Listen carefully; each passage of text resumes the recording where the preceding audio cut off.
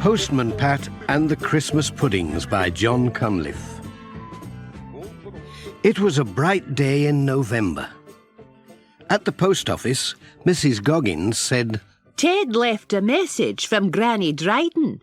She's run out of sugar, and she says, would you take a £2 bag when you call?" "Certainly," said Pat. "I hope she's baking something nice."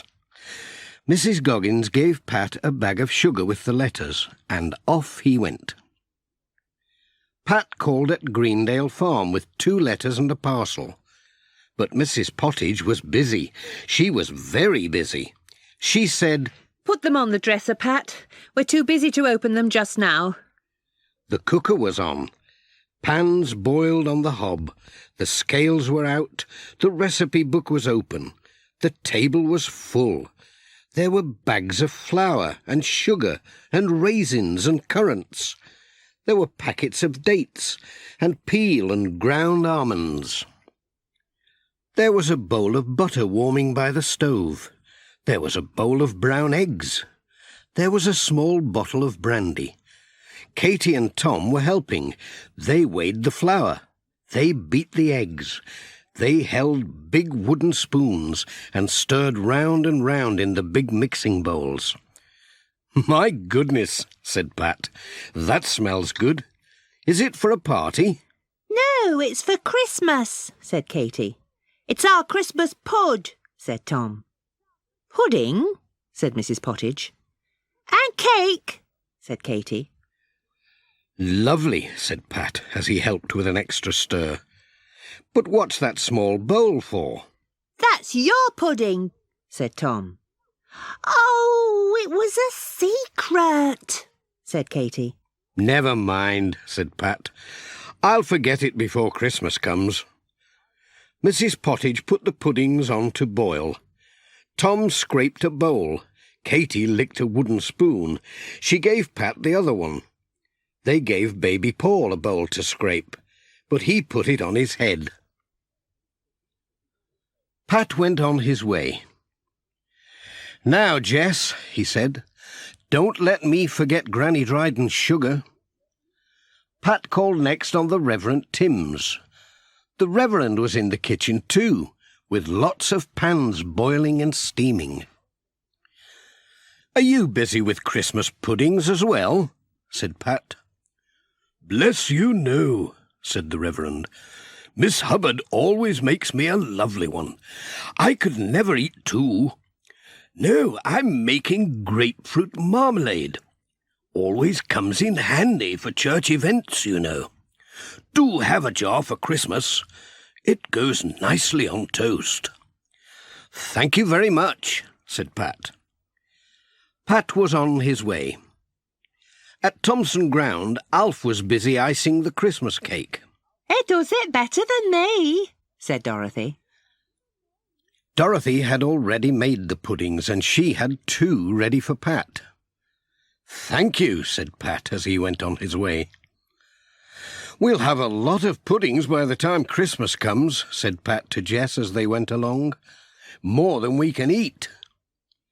Jess would rather have fish any day, so he wasn't bothered.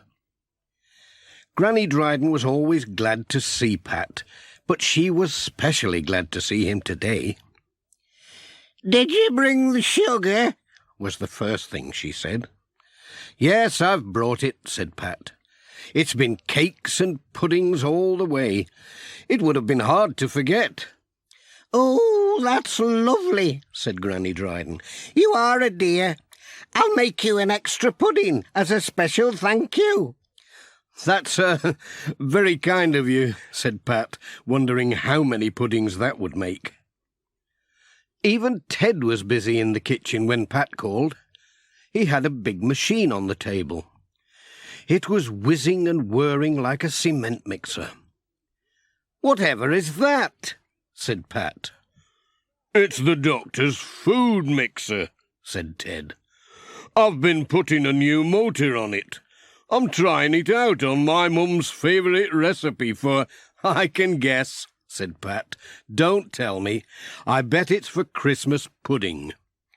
"You're right," said Ted. How did you guess? I can see into the future, said Pat. There's just one catch, said Ted. You see, it's a big mixer and it only works with large amounts. I think I've mixed enough for about 10 Christmas puddings. Oh dear, said Pat. Anyway, I'll keep 3 for you. You'll easily manage 3, won't you? Well, said Pat, I can't... I know you like Christmas pudding, said Ted, so don't be shy about having 3. They'll be gone in no time. And Pat didn't have the heart to say no. When Pat called on Miss Hubbard, he was glad to see that she was busy making blackberry wine. There were no puddings in sight. When she said, "I've kept a special bottle of Christmas wine for you, Pat," he was really pleased. But when she opened the cupboard and took out a fat round packet and said, "And a real homemade pudding to go with it," poor Pat almost fainted. He said in a wobbly voice, "Thank you very much, Miss Hubbard." By the end of the week, Pat had collected 10 Christmas puddings in the back of his van. "Oh, Jess," he said, "all these puddings, they're just too much for me. I don't think I could eat even one now." I don't know what would have happened to all those puddings if Pat hadn't had a broken spring on the van. He had to take his van into Pencaster to get it mended. He did some Christmas shopping while he waited for it. There was a Christmas tree in the marketplace. Some people were collecting for homeless families. Pat put some money in the collecting box, and the man said, "Thanks, that'll be a good help for the Christmas dinner." "Did you say Christmas dinner?" said Pat. "Is that what you're collecting for?" "It certainly is," said the man. "Would you like some lovely homemade puddings?" said Pat. 10 of them. "Great," said the man. "Just what we need. Great. Thanks." In the end, Pat put his name down to help with the dinner. Everyone loved the puddings and ate them up to the last morsel. When Christmas was over and Pat's friends said, "And how was the pudding?" Pat could truly say, "Delicious, really delicious. I wonder if he'll get 10 next year."